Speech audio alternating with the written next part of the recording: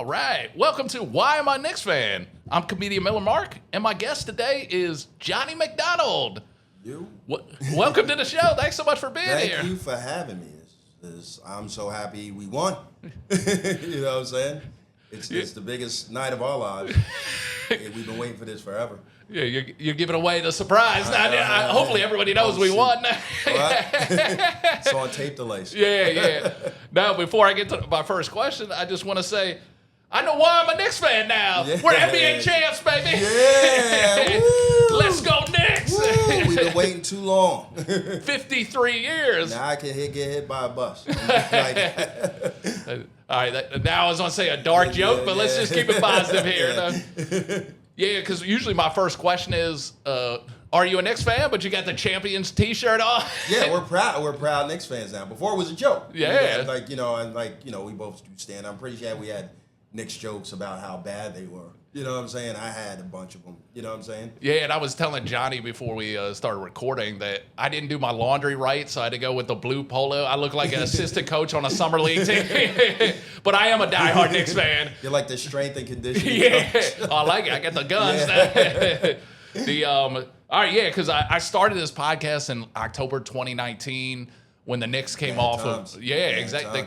I think the year before they lost 65 games. And that's when they missed the draft pick, the 2019 draft. Yeah. See, this is why I love having you on, because I think I've had 4 strokes, so I forget a lot of stuff. You're going to be the nuts and bolts of it. Got you.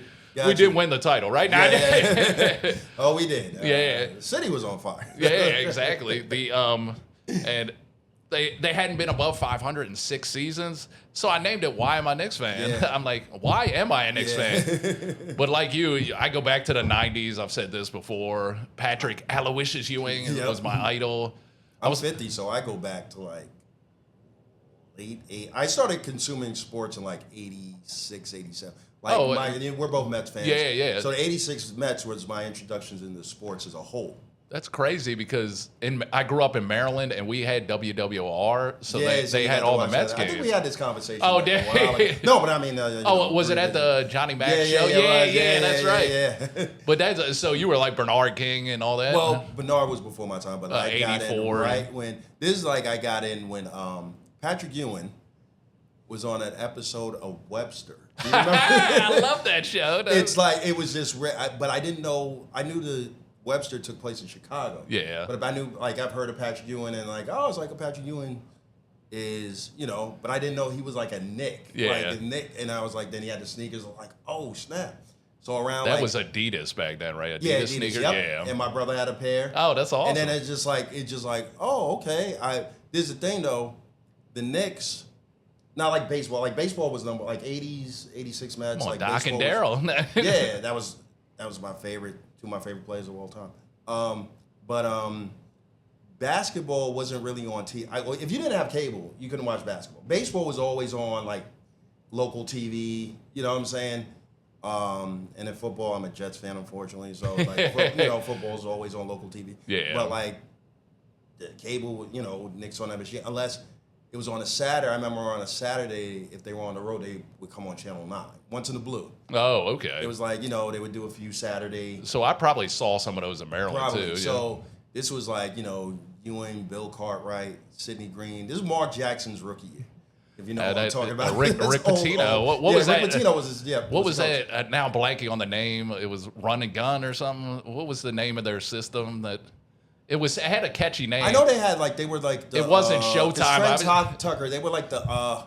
It was like Run and Gun or something. The Airmen or something. Because they have a poster of Mark Jackson, right, Tucker, Kenny Walker. Yeah. And they had like pilot, help. I saw a picture online. Somebody posted a picture of Kenny Skywalker. Yeah. They would name this Nick if you're not a bandwagon. I was like, that's Kenny Walker. That's like everybody's now like, you weren't a real Knicks fan. Prove it to me. And then you got to who's this guy? Yeah. It's like, now everybody's doing that whole thing. I'm too old for that. I'm like, if you want to hop on the bandwagon, jump on. I'm at the point where I think the Knicks are going to have a lot of new fans. Oh, yeah. This is a likable team. When I rooted for the Knicks and even the 90s Knicks. They were assholes. They were, but also everybody was a Jordan fan. So I felt like as a Knicks fan in New York, I felt like growing up in Queens, like I felt like I was alone. Like I felt like, I was a Knicks fan. There was a couple other kids who were Knicks fans, but everybody was a Jordan fan. And not even a Bulls fan. They were just Jordan fans. Well, see, I say this and I want to write jokes about it, but Jordan ruined my childhood. He ruined all. No, because in high school, it was like rooting against Jesus. That's it. So I was, did you see that dunk? I don't care that he dunked on Ewing. F you. Now, I'm not pointing at you. I was pointing at because that really, after the Knicks won the championship, everybody's celebrating. I actually just cried in the dark because remembering all those moments. Yeah. I wish I didn't post it though. I was like, every time I hear it, I'm cringing. Oh. Yeah, I just in a dark room. Of course. It didn't hit me till like, all right, like when they won and they did the embrace. I thought it'd be bigger. I thought it'd be more jumping up and down. But they were really like, it was really like, all right, we did it. Like Brunson hugged Coach Johnson from the Spurs, and then he hugged his dad, which is kind of like, oh man, perfect day. It's really Father's Day today. Exactly. Yeah, it's really happening. But then it hit me. I'm not a crier. I wish I was, just to let out more things. Maybe I internalized things too much. But it'll come out at your drive home. Remember that video of the bike? But I remember when I think it hit me when I watched the ceremony. Oh, okay, yeah. Yeah, like I tried to go to the parade and I got there and it's just a mob scene. And I turned around, went home, so I didn't miss anything. All right, let me just say, all right, it's time to put on your knickers and talk some comedy and Bockers basketball. I completely forgot. I have OCD, like I've said. I stick to my script. Got it. No. Like I said, the Knicks are NBA champions. I still can't believe that those words are coming out of my mouth. I know. The Knicks defeated the Spurs in 5 games, winning Game 5 on the road in San Antonio, 94-90. Jalen Brunson had 45 points. It was the third most points in a title clinching game, tied with Jordan in 98. Yeah, there's a few guys. Yeah, like Bob Pettit, I think, is number 1 with like 50. Yeah, and I think that Giannis. Went out the window. Well, you just won. I don't know anything anymore. Yeah, it's just, and he was Finals MVP. It made sense. Yeah, because I'm like, where do we begin with this series? There are so many moments, and you were at Game 1 and 2, right? Yeah, no. I wish. I was at Game 1. Oh, okay. I can afford only Game 1. And that was so cool seeing you getting interviewed by the San Antonio local news. Yeah, that was fun. They, I did not know where the hotel I was staying at was so close to the Alamo. It was like literally right next to the Alamo. So when you were thinking about your where your hotel was, you remembered the Alamo. It was such a lame joke. I was like, oh, he allowed one up to me. You had to do it. You had to get it out your system. That's fun. So you saw Game 1. The story of the series was just Spurs get off to a big lead, and then the Knicks slowly come back. This Spurs team's going to be they're going to be good. I feel like I'm glad we played the Spurs. I think if we played the Thunder, who knows? I don't want to, I mean, it's over. Like I was telling people as the season was going on, we actually competed with the Spurs. We won the NBA Cup. Yeah, we won the Cup. Yeah, we only lost that one game, and that was the New Year's Eve game where Champagne went off. Oh, that's right. Like 11 threes or something. How can that New York boy kill us like that? I know. Johnny's. Yeah, exactly. Yeah. The Knicks erased a 14-point second half deficit, and like I said, Spurs got off to a hot start, double-digit lead, and then they ran out of gas pretty much the whole series. Yeah, I think it shows the inexperience. Wemby missed some shots where, if the experience there, De'Aaron Fox made some bad mistakes. Even though we'll talk about that. But I mean, the comeback. I mean, the whole playoff run was just I remember everybody after Game 3 of the first round, Hawks series. Everybody was like, "What do I trade everybody?" Yeah. And I think as a Knicks fan and seeing all those bad years, you're conditioned to think. Well, a lot worst. of those people saying it were probably newer Knicks fans because we've been through the war. Yeah, but even they went through worse because they never seen success at all. Yeah. We seen some moderate success, 2 finals appearances. Yeah, but they've seen bad basketball all their life. That's probably some of them that are real Knicks fans are acting the way they do. Yeah. All right. It's like with a rock band if you found them out before they blew up or something. Yeah, exactly. So it's kind of they really suffered, and we all suffered, but it at the end of the day, man, this is well worth it. Yeah. Oh, yeah, It's yeah. like, yeah. No doubt. And I think we ride this for like a year and then, see what happens from there. Yeah, Brunson had 30. Cat had 18 and 12. The Knicks finished on an 11-0 run and became the first team to win Game 1 of a title series against the Spurs. Obviously, we ended up beating the Spurs. Yeah. But they had been so good in Game 1. Mm-hmm. And then in Game 2, which I thought you were at, let's say you were there. Let's give you credit now. But you want to know where I was? Where were you at? I was doing background for a show. Oh, okay. Cool. Yeah. I was doing background for a show. It's a late night shoot. Oh, cool. And it was in Jersey. And I think one of my friends, we'll talk after because I don't want to out it, but he's been doing background stuff in Jersey too. It's not bad money. Bad money. So it's like I was like all the other background guys were talking about like, man, are we gonna miss the game or no? But I had a feeling we wouldn't, and even if we was, I was always gonna have my phone nearby. Yeah. So like. I'm pretty sure the actors in the show or the cast and crew, they wanted to watch the game. We didn't film nothing until after the game. Oh, that's awesome. The shot was over, I think, maybe 2 a.m. Oh, okay, yeah. So we I had my phone. People were having trouble getting the game. Mm-hmm. I had my phone, and I put it right here, and there was I swear maybe a good 6. Oh, that's 7 awesome. people. Background, production assistant, ADs. Well, sitting around watching my little ass phone. See, this is, you mentioned about the parade. I went down there just to experience. I didn't get anywhere close like you. It seemed like you did, but from what I just posted. People all thought I was really. Now I'm outing myself on my own podcast. No, but like you're talking about viewing this game, it's all about the experience and memories. Yes. Because my friends got pretty close. They got down there so early. Yeah, I tried. I got there. I left at 4. Got there around 5, so I guess that's not early enough. Wow. See, I left at 7, and I was pretty sure I was going to. You left at a pretty good. You told me. I followed the rules too. They went to the access points, and then the police were like, "No, you have to wait." And I'm like, it was very. It's a once in a lifetime thing, so they don't even probably know what to do. You know what I'm saying? It's like, all right, it's not like every day we have a parade. Well, hopefully it becomes an occurrence. Not with the Yankees. Well, the Liberty. I should have. Did you go to Liberty? No. I wish I did. Yeah. That would have been. I didn't like people because I'm a huge Liberty fan. They were shaming. I'm like, come on, man. Yeah, I don't care anymore. I used to be I've been watching since the Teaspoon era and Rebecca Lobo. 30th anniversary games tonight in LA. Yeah, yep. All right, we got to stick on next. I know. Next, we're talking Red Bull soccer. I know. Like I said, Brunson hit the game-winning go-ahead free throw with 9.5 seconds left in Game 2, and then Wemby had a horrendous turnover. He thought, and now blanking on who he was trying. Was it Castle he was trying to pass to? I think so. It hit his back. Right? Yeah. And then he missed the game-winning jumper. De'Aaron Fox made some big mistakes too. So, like I said, I know the inexperience of the Spurs. That's why I wanted to play. That, and also I was telling one of my friends. He was joking with me. He's like, "You better get one now because they're on rule the NBA for years to come." I think the window was right. I was like, "We have to get this." I just want to get ours. Get one. I don't want to be like, I mean, hey, we're gonna root every year, so we want to win every year. But the reality of it all, you don't know what can happen in the next. Like I think, you have one become a Dylan Harper. Holy shit! Yeah, he is good. He is good. He held them in that game. Well, a lot of people I'm hearing, they should have gave him more minutes than Fox and all that. But I guess but he's so good. He's got the cojones. Yeah, he does.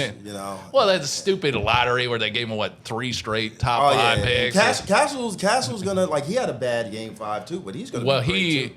Because Game 3, after Game 2, were you pretty confident, or were you still a little nervous? No, about the Knicks winning it all. No? Oh, Game 2. After we won Game 2, I was like, we got this. There's no way. I was still pessimistic. Yeah, of course. I mean, as a Knicks fan, you're conditioned. Yeah. Knicks and Mets blood gets you back. Exactly. I know. I felt good after Game 2, and then you come home with a 2-0 lead. Yeah. Coming home, even though home court advantage didn't mean. And I think, as a Knicks fan.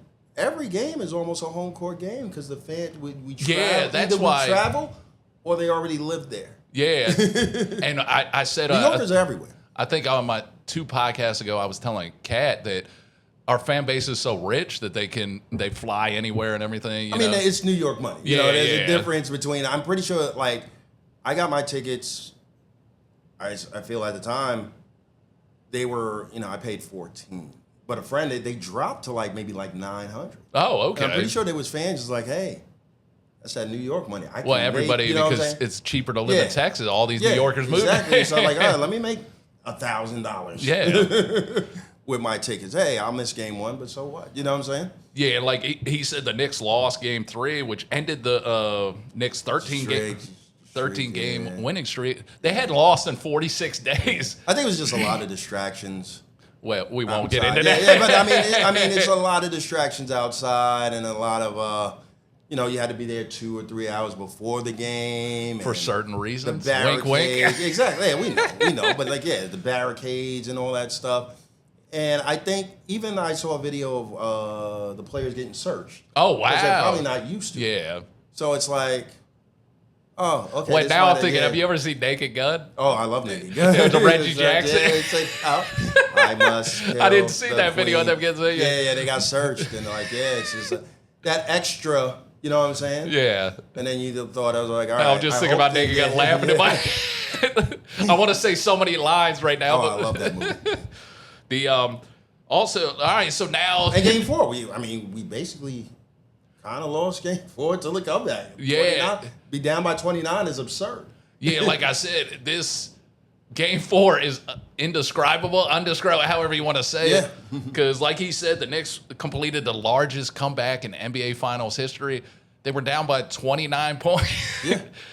Did you watch it live? Where were you watching it? Game 4. I was at home. Were you watching a lot? Because I have a DVR, so I was DVR? Yeah, I shut off all my. Oh man, Miller got money. DVR is a lot of money. Yeah, because I can barely afford cable. No, because so I shut off all my devices so it didn't get. I think I ended it at 1 in the morning. No matter where you go, it's like you. If you really don't want to know anything, you got to shut everything down. I made it my business to be home. Yeah.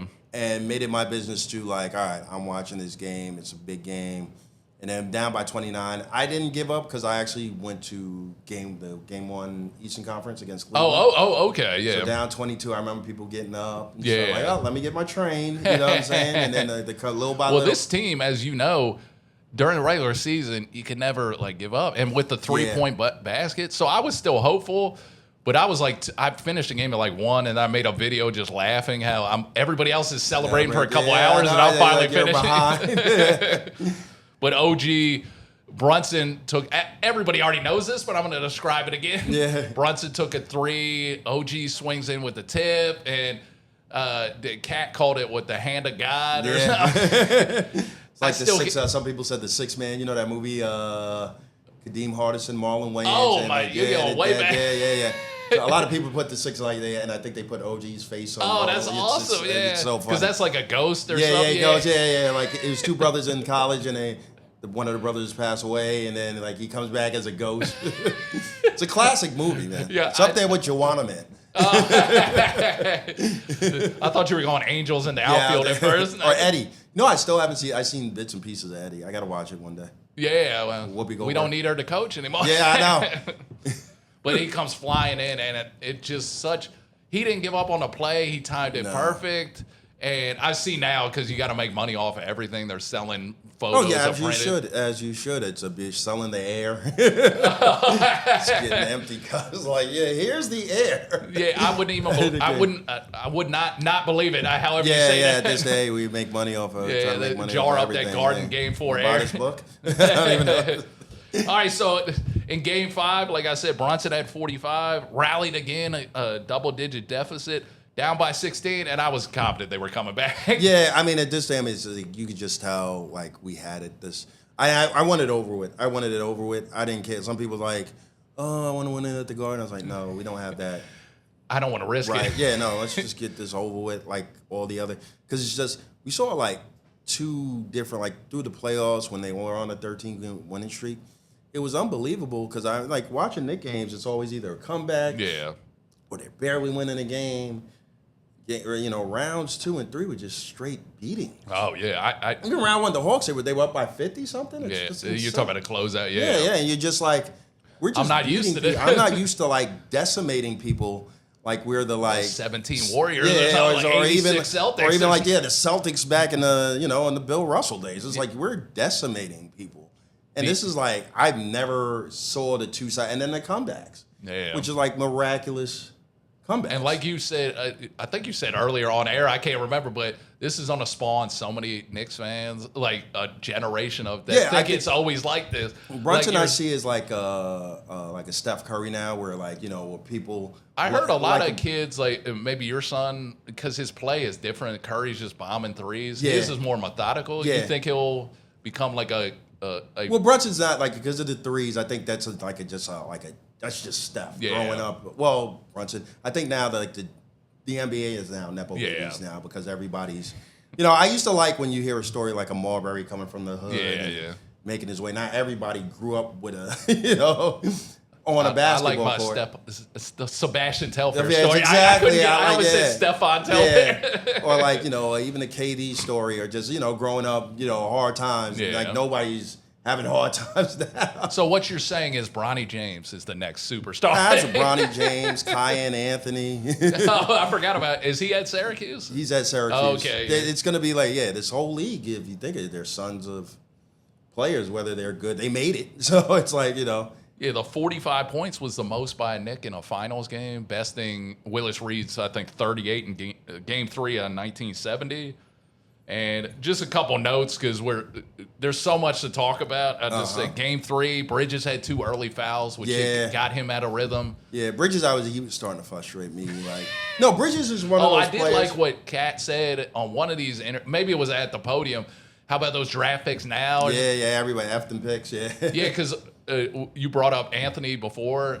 We were talking about, like, until we get the championship, everybody's going to be, like, draft picks and everything. Yeah, I mean, everybody's going to criticize, but we finally did it, so there's really nothing to criticize. I mean, Cat had 2 points in Game 5, but I don't want to think about that. Well, yeah, he fouled out. Game 4, they gave him 2 early fouls, and it's just like, we could let all that go now. I'm not criticizing anybody. We did it. And what'd you think? Because I got Wemby dirty plays here. Yeah. I love how everybody hates him now. Oh, he turned the villain really, really quick, and he was a likable. He was like was it Game 3 where he was like drawing in the park before? Oh yeah, because I know one time, I think when they visited the Garden regular season, I think he was playing chess in the park. He went to New York Comedy Club. Oh, he did? Sat in the back. Yeah, I wouldn't want to sit up front. He sat in the back like this. He just walked out, man. Yeah. And he showed what is he, 22 or something? He's 22. Yeah, he showed some immaturity. Like, absolutely. We were the better as team. He should, as he should. He didn't shake hands. He didn't do that. And like, hey. I did like what Draymond said. He's like, you shake your hand, look your enemy in the eye. Yeah. Coming from Draymond. You're like, really? You're going to teach me something? But he averaged 26, 11, and 3.6 blocks, but only shot, 42% from the field. Yeah, the jumpers weren't, the mid-ranges wasn't going in. And it's, hey. In Game 4, he missed a critical. We're on the right side of history. Yeah, I'm just happy about that. They'll win the next 5, and we'll be that's what I'm saying. I mean, they have a core that's gonna go, and then with the offset, who knows where Giannis is gonna go, Jaylen Brown. Yeah, who knows where LeBron goes? Who knows? I was worried about. I was worried about him because he got it going in the second half of Game 2, and then he had the turnover, and then he dominated Game 3 for their one victory. Yeah, and all you got to do, I went to the Christmas game where he dropped 40. Oh, yeah. That might have been the one where he was playing in chess in the park. I think so. In December? I guess it was. I don't know. Yeah, I don't know. But I know, it might have been, but I know that game. We'll take a pause and a research. No, I'm just joking. We got to get this right. But I know that game he had 40. And he was just like, all you had to do was throw the ball in the vicinity. Just throw it in the air. I listened to different, like, Bill Simmons podcast. Yeah. He's like, if he just, like, everybody always says this with big man, go to Kareem and learn the sky hook. Nobody's stopping it, you know? Yeah. But like I said, I was also worried because I think the Spurs were taken back in games 1 and 2 with how many Knicks fans were in the building. Oh yeah, so that's why I said it was an advantage. Oh yeah, like I said, you were at game 1. People were saying 15 to 20% or what? I was at that sounds right. Yeah, okay, yeah. But right. Game 5 was what, I think like 50, 60. Yeah. Did you see the video of the Spurs Thanos just? Yeah. I mean, there was some bad stuff. Yeah, but it's also. I'm pretty sure that it's also playing. He's not a Spurs fan. Well, like a lot of maybe these he Knicks is because he fans. had a Rodman Spurs jersey. That's a rare jersey to have. Yeah, because I think Rodman burned that bridge pretty quickly. He might have. He wasn't even there. I think he was there for a year. He wasn't Yeah, there I was that gonna long at all. say, like maybe 10 games or something, maybe a full No, he season. played. I think he played a full season. also I remember played he with got the traded for Mavericks, right? Yeah, at the end. Mavericks son. I know Yeah. Lakers and the Mavericks was Yeah, like his. I swan love how me and you Yeah, just yeah. getting on Rodman now. Yeah. But like I said, he took over Game 3 with 32, 6 assists, 3 blocks, and 2 steals. And let me see. Also with the Game 4 comeback, Mike Brown, I said this on a podcast. I let like the nice dogs out. guys, and he seems like a nice guy. A lot of people criticize Mike Brown. Got a lot of criticism when we got here because he's. I know Matt Barnes said he's too nice of a guy. He's a player's coach. He's not gonna, he's not gonna. He said he remembers moments of Kobe where Kobe was supposed to come out the game and he went and checked himself in. So it's like it's like one of the. But he made such a key adjustment in Game 4 because Brunson, bringing it back to Castle, was locking him up pretty good. Yeah. And so he brought Alvarado in to alleviate that was the a good pressure. Yeah. Alvarado got into the He paint. had a big 3, right? I think He had a big 3. Had a couple big layups. Yeah. I think he went around like that's how. Yeah, he was Wemby. another guy who was like possessed. He was Yeah, he brought him in with 9 minutes left, and he just made, like we said, made a couple big shots. Jalen and Rick, you mentioned Rick. We're recording this on Father's Day. The first father-son combo to play for the same team in the NBA Finals. Yeah, it's a pretty rare feat. Also, another thing, when Breen said it, they clinched on June 13th, 6/13. Red Holzman. I was like, oh, wow. 6/13, that's right, yeah. I was like, that's awesome. Yeah. Brunson had 163 points, the most points in the finals by a Knick in only 5 games. By Nick, yeah. Yeah, all right. I mean, the volume is like, I remember when 13 points was a big deal. Now it's like. Well, the 3 has changed everything. The 3 changed everything. Cat had the highest plus minus in NBA playoff history at plus 258. Wow. Him and Bird in 86 are the only 2 players to reach the finals with a 50, 40, 90 splits in a playoff run. Wow. The Knicks had the largest point differential in NBA playoff history, plus 283. Yeah, I remember that. Yeah. The 17 Warriors were 50 points less. Do you think this team could beat the 17? Well, now, who gives a shit? We could beat any team. At this, I'm on a high. We could beat all of them. We'll play 86, 96 Bulls. Bring them all on. Yeah. They were 9-1 on the road, most road wins, and 16-3 in the postseason. Like I said, I think that advantage now is a real thing because Knicks fans, they're very pesky and annoying. Yeah, oh yeah. Well, I've always said, we've known this for years, Knicks fans are some of the most annoying, like you said. We're the best, worst fans. That's the way I put it. We're good. We're loyal, but it's like just, sometimes it's just a little like, all right. Before this championship, we would win like 3 in a row. We're winning the championship, and then we end up losing 7 Very games. unrealistic expectations. I was like, all right. Yeah, like I said, they went 16-3 in the postseason. It's unbelievable. And now I didn't do any research, but the friggin' draft's on Tuesday. Yeah, it happened so fast, and we got the 24th pick, and who cares? Yeah. Who Do you cares at this think? point? Yeah. Because somebody told me Dolan said he's not paying the second apron, so I guess we're losing Mitch. I mean, I would, it's cool that we won with him, but I wouldn't be surprised if both parties just part ways because, longest tenured Nick, he's been hurt. Yeah. And has, and will. Well, he had a continue to big be. offensive rebound. Yeah. Was that game 4 or 5? One of those. So how much money? It depends. And the It depends Lakers are swimming in that water, right? Yeah. Well, it depends who desires his services, and it also. Well, with the second apron, I don't know enough, but it has so many restrictions. Like you don't get your mid-level exemption. Yeah. Shaman is also on that fence. It was funny. And Alvarado too, I believe, right? Yeah. But the Shaman thing is funny. Remember, we got Malcolm Brogdon. Oh, I was trying to think. Yeah, because he was supposed to make the team, and then Mike. And I was excited. Malcolm Brogdon, he has. Does he get a ring? Do you know? No, he wasn't. He didn't even play. He played preseason. So you don't get a ring if you're. Not a Doesn't the preseason team game. vote? Not a preseason game. He didn't play. He played, I think, one preseason game. He said, "I'm going to retire." Well, if it was you and you played and somebody gave you a ring, would you take it? Oh hell yeah! Yeah, Why okay. not? Yeah, sell it. Yeah. I would take it. Yeah. Let me go. All right. So I think with the 24th pick, the mock draft, I saw us taking some center to replace Mitch. That wouldn't be bad. And we have 2 second. I could also picks. see Kolick wanting to play somewhere else. If you got Alvarado, did you see that video of him at the parade? Yeah, he almost got arrested. They didn't think he was a player. Also before I get onto the comedy part, you went to the recording of or the podcast roommate show. Yeah. How was that? That was a lot of fun. I heard Stephen A. Smith got booed. Yeah, he got booed. Of course, he get booed. I mean, he's my buddy, one of my closest friend in comedy, Jeff Cerulli. Shout out to him. We go to me and him go to a lot of games together, and we've been doing that for a long time as well. He managed to get first row seats. Oh, that's all. Yeah, so it wasn't general admission. No, it was. You had to pay for it, pretty much. No, but I mean, you had a seat. Oh yeah, it wasn't first come, first serve. Yeah, there we go. I think this is the first time because I went to the first one they did in the Central Park. I didn't even know.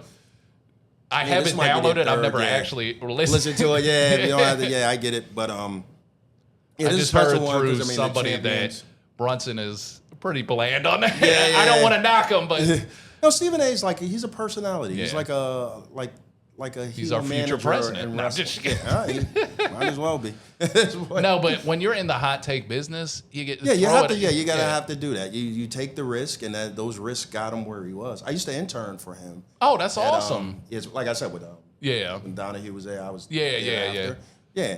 And I mean, is he a nice guy in person? It's hard to talk to him. He had bodyguards.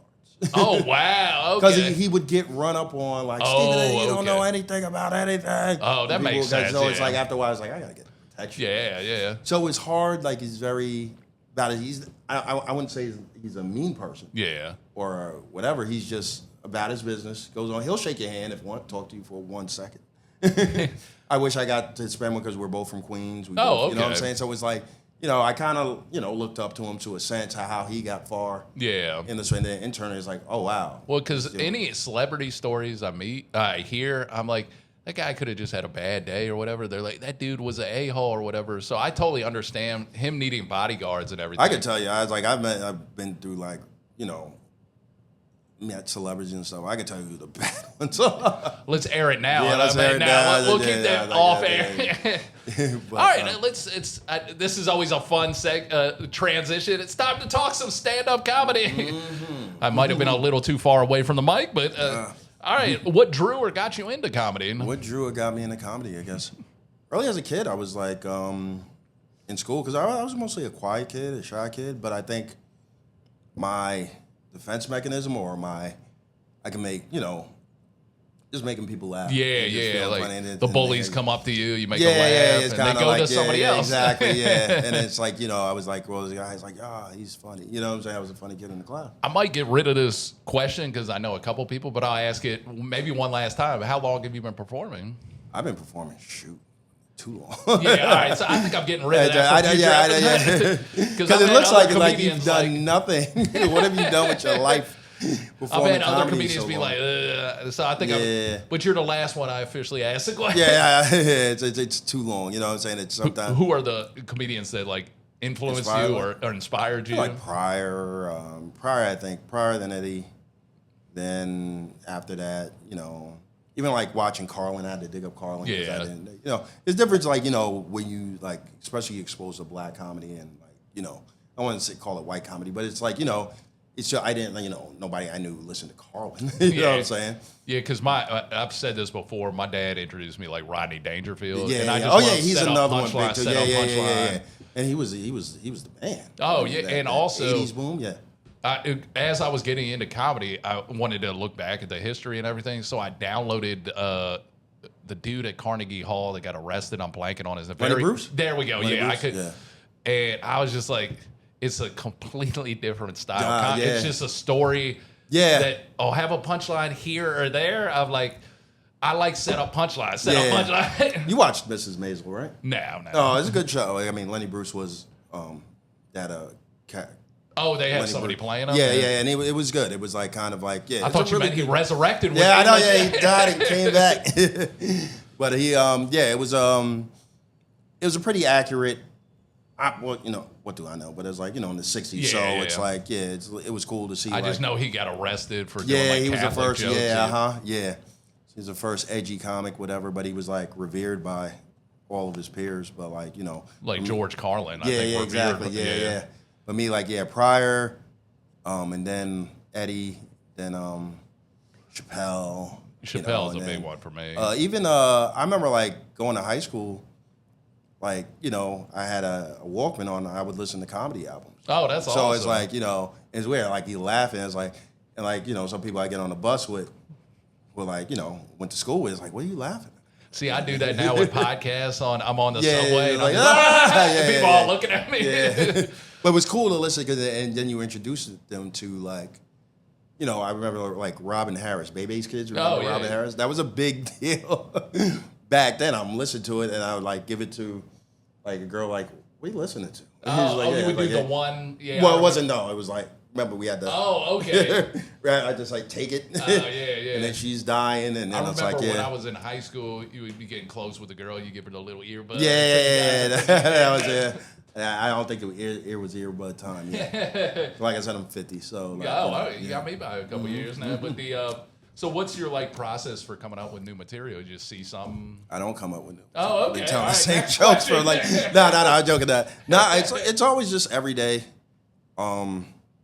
Moving around, like, it's cool to have a phone on you if you have an idea. Just, I'm the same way. No? Then, you get to try it wherever you can. And what's like your most memorable moment doing stand-up? Doing stand-up? I think, like, things like I said, I started a long time ago.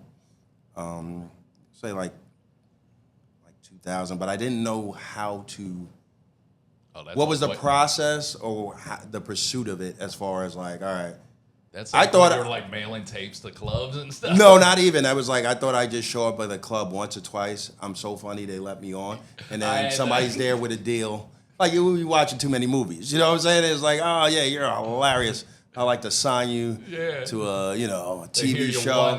One joke, and they're like, all right. Because that was the process. Like, when I watched Seinfeld, I was like, oh, wow, he probably did it 3 times. And then somebody, you know what I'm saying? But I didn't know the process was you do it every day.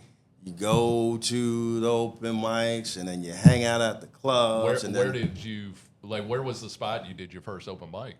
First open mic was it a New York Comedy Club. Oh, awesome. Which I consider at the time my home club, because I ended up, maybe 10 years ago, I ended up barbacking there, working there. Oh, that's awesome. Man. And because of that, I met so many comics. Yeah. And got to know the staff, and then they, then after that, they would, give me check spots and then move me up. Yeah, so it was like kind of... Is that your favorite spot to perform at then? Yeah. The comic strip, which I'm like, I did, I passed for late night, so I did that. And then Long Island, I'll do Governors, because it's like not too far from me in Queens. So I can drive out there. The McGuire's as well? Or? Well, they're all owned by the same. Yeah, so they're all the same umbrella. So it's like I like those I've are done the the 3. Little Room a couple Giggle Room. The Little Room at the time. And when I was bigger now. Oh, they expanded it. Yeah, they expanded I haven't been there in a few years. Yeah. And I used to be over 400 pounds, and me and other I think I remember you. I remember Fat Miller. Yeah, I like it. Like Jonah Hill. Yeah. No, but do they still have the step that I had to bring my own step one time? Oh God, because they didn't have it. No, it was like it was Walmart plastic. Oh, okay, step. so you might crush it. Or fall. Yeah. One time I had to get off the stage. The crowd had to help me down. Oh man, yeah. And one time, it's still funny. The owner was like, "Oh, what do you got in the bag?" I had my own metal step to get on stage. I didn't want to tell him. But us fat comedians would be like, "Is the step still?" Yeah, because you have to explain this now. You know what I'm saying? Yeah. Wow. Do you have any shows coming up that you want to perform? Promote? Promote? I'm doing a show on Friday the 26th. It's at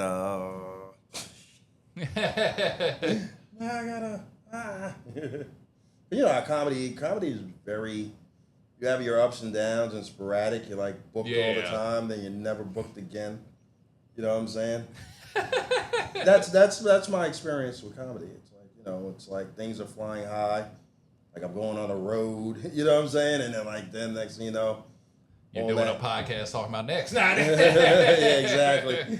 But everything goes. It's a very shoot. I can't even know. I know it's the 26th. Gosh darn it. Well, where can people find you on social media? Here's Johnny Mac on all platforms. And you'll promote about your shows. Absolutely, especially about this show because I'm so excited. Awesome, I know I asked you to do it a bunch of times, and I'm like, yeah, I'm just so happy to talk. Knicks. This and is to be the awesome. first to break. Yeah. We broke the curse. Yeah, you know what I'm saying? 53 years. 53 years. And as for beautiful me, thing. you can follow me at TheMillerMark on Instagram, TheMillerMark on X, MillerMark on Facebook. And much like yourself, I can't remember what shows to promote, so just follow me on there, and you'll be seeing me promote it. Yeah, it's somewhere up there. Yeah, I'll be promoting about it. Yeah, somewhere Friday. Just find me. Yeah, all right. The 12th man is in the game, which means this podcast is almost over. I would like to thank Garbage Johnny. time. Yeah, exactly. That's when we get in now. Yeah, garbage. I would like to thank Johnny for being my guest on this very special championship edition episode. Championship edition. Thank you. Thank you. Yeah, thanks for. I want to thank the Producers Club for recording this podcast in their lovely podcast studio. The Producers Club is located at 358 West 44th Street in Manhattan. Check them out at producersclub.com. Finally, a big thank you to Austin. He's back here. I don't know where to for producing this show or episode. You can follow the podcast on Instagram at Why Am I Knicks Fan, on X, Why Am I Knicks Fan, Facebook fan page, Why Am I Knicks Fan. You can email the show at whyamiknicksfan@outlook.com. I'll be back in a month with another phenomenal episode and probably talking NBA Summer League. Thanks for listening. Good old Summer League. Let's go Knicks! Woo!